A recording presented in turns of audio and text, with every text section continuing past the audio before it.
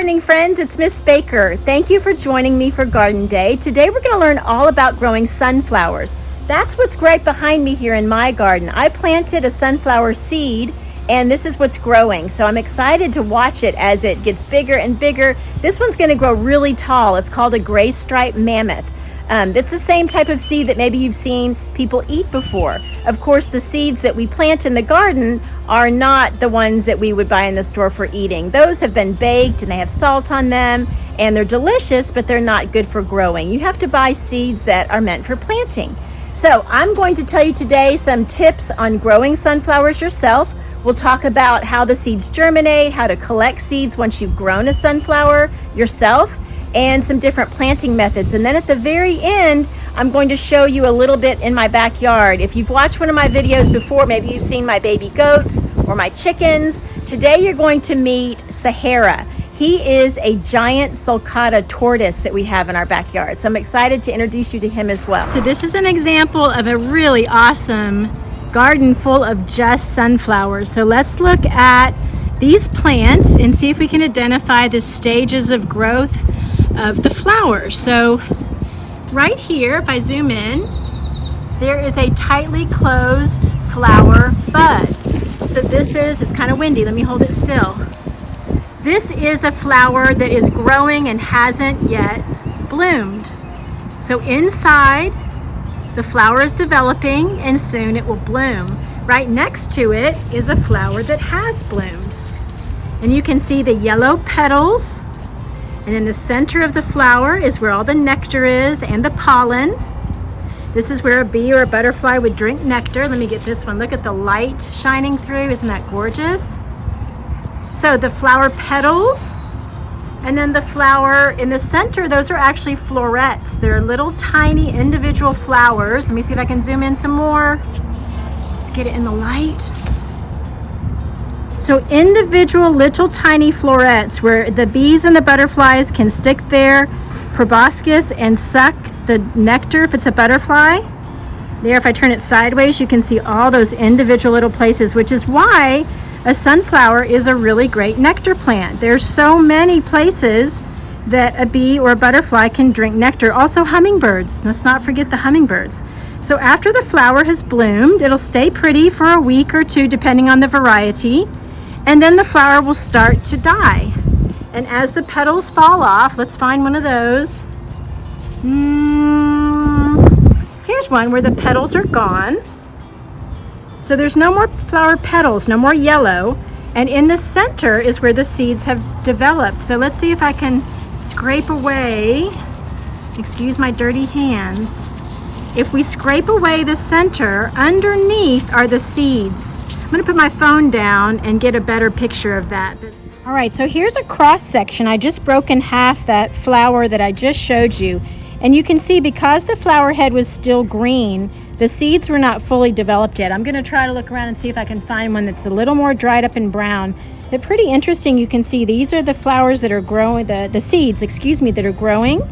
And they are not yet dried up, so you couldn't replant these yet. Let me try to find another one and see if I can find one with dried seeds that you actually could replant.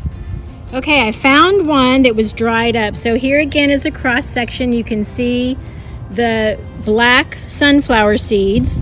These are not the same type of sunflower seeds that you would buy at the store to eat. So these are not the gray stripe mammoth. I don't exactly know the variety of this one, the exact botanical name of it, but you can see the seeds are much smaller. Look at the palm of my hand, and they are all black. They're not the gray stripe like you would buy to eat. But these are sunflower seeds. So the flower produced seeds. And now if this flower is left alone, like there's one right up here that's dead and dried, if those seeds are left alone, they will eventually drop to the ground on their own. And then guess what happens? Down here is an example of what happens. When the seeds fall to the ground and then it rains, nobody needs to come plant more seeds. Nobody needs to fuss over this garden.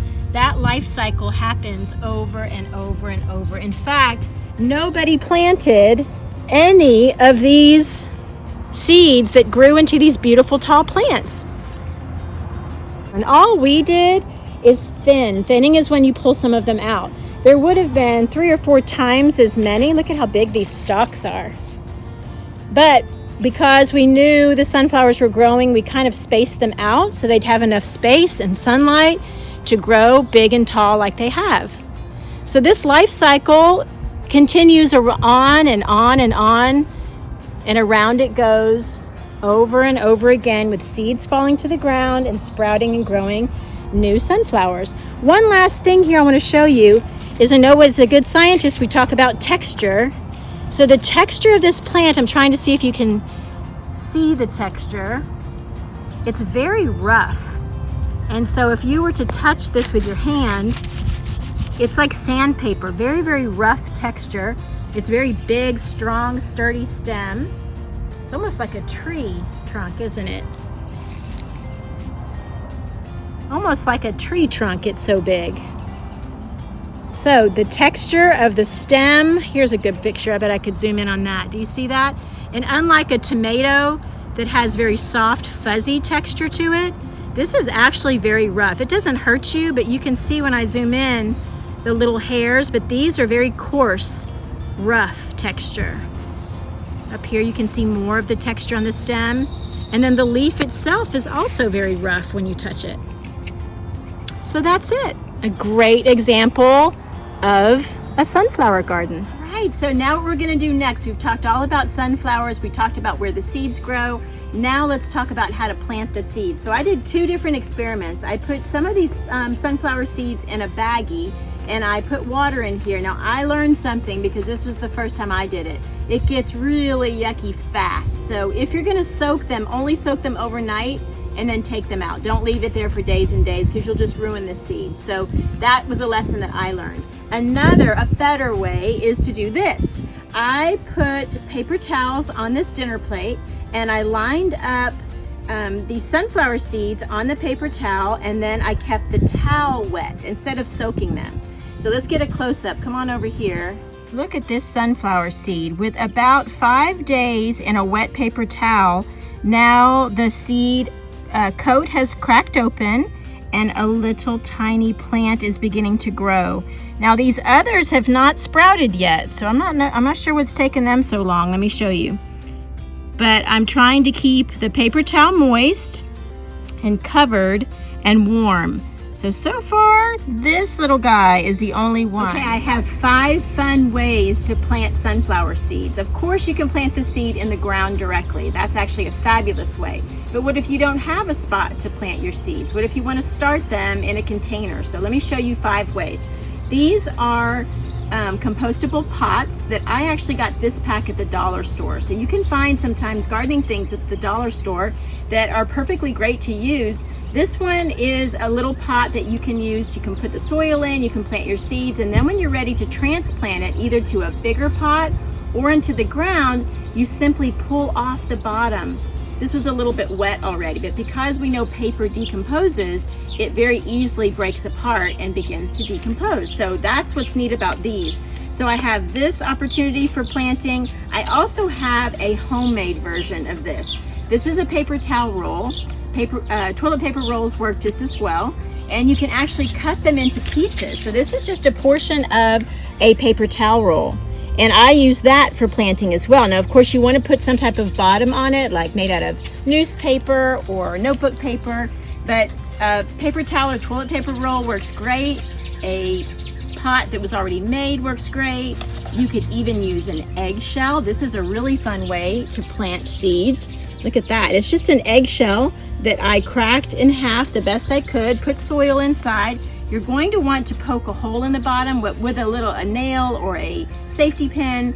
Eggshells break pretty easily. Just be very careful and poke a hole for drainage. You always want to have drainage so that the seeds don't sit in a pool of water. Then of course there's plastic. If you have something you could recycle that you've already maybe bought a plant at a plant store and now that one has been planted someplace else, you can use this for planting, or a actual pot. So this is just a clay pot that I could use too. So each one of these is a great way to plant a seed. Now sunflower seeds, if they're the gray striped mammoth size, these are the big seeds we talked about. You're going to want to plant this 1 inch deep. Now always follow the directions that are on the seed packet, but I remember the gray stripe said 1 inch. And remember, our benchmark for an inch is from knuckle to knuckle. So that's about how deep I want to plant it. So I can poke it into this one. I can poke a seed into this little pot. I can poke a seed into my eggshell. I can poke a seed into this plastic pot, and then I'll plant one here in this clay pot. All making sure that I've poked them down about 1 inch. Now the next thing I'll have to do, of course, is keep them well watered. It's about to rain here, so I might try to even move these out of the rain. If it's going to rain, that's a great way to water your garden, but sometimes when you've just planted seeds, it might actually wash them away. So be careful of that. But I challenge you to try to grow some seeds at your house using one of these methods and then see which one works the best.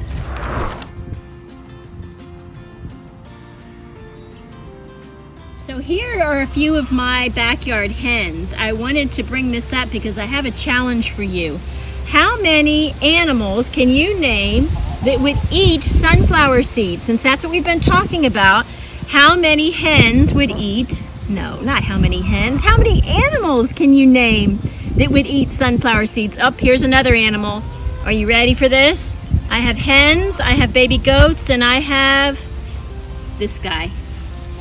This guy is Sahara. He is a sulcata tortoise. He has a really great story. I found him walking down the street. Can you believe that? Look at the size of this guy. There's my feet. He's hungry. But Sahara does not eat sunflower seeds. He actually, this species of tortoise comes from the Sahara Desert, so we named him Sahara. He loves to eat grass.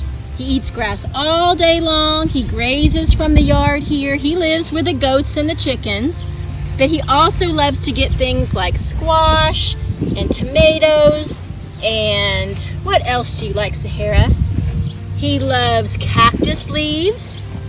So he's following me around because he hasn't eaten today, but isn't he a great looking tortoise? Another thing I wanted to share with you are some book choices. So there's a lot of fun books. Some of them are fiction, some of them non-fiction. These are a few of my favorites that have to do with sunflowers. So this first one is called Sunflower. This one is the life cycle of a sunflower. So of course this is non-fiction. Look at this, it shows all about how sunflowers grow. It shows, just like I just showed you with the little root coming out, this one's much further along, but there's a gray striped sunflower seed. Here's one with the little seedling or sprout that has the seed coat still attached. So this is a really great book that shows the life cycle of a sunflower. These look like the ones that I showed you in my garden. Another one called How a Seed Grows, but it's a story about a little girl. It still shows how each seed, look, here is an eggshell just like I showed you. That's a really fun way to plant, so I hope you get the opportunity to try that using an eggshell. This little girl used beans in her eggshell planting though. And then the last book is an Eric Carle book. We all love Eric Carle books. This one is The Tiny Seed. You've probably seen this one before. So these are my 3 book choices that would be great to match up with your learning about sunflowers. All right, gardening friends, that's it for today. Thank you so much for joining me in the garden today. I hope you enjoyed our lesson on growing sunflowers, and I hope you learned something new. Remember our challenge about growing a seed in a unique place, maybe in a little eggshell or in a pot that you make out of a toilet paper roll. That would be really fun. So let me know how that goes when I see you next year. Also, with adults' permission, we would love for you to join us and subscribe to our YouTube channel so that you can follow along this summer. We're going to be learning all about how to grow watermelon and cantaloupe. We'll teach you how to grow a fairy garden or a gnome garden, just a little miniature garden. All kind of fun ideas we have planned for you. Plus, we'll give you a little more in-depth look at our fun animals here. Sahara the tortoise, and Romeo and Cupcake the goats, and then of course all of our chickens. So we hope you have a great summer. Thank you for joining us, and we'll see you next time. Bye-bye.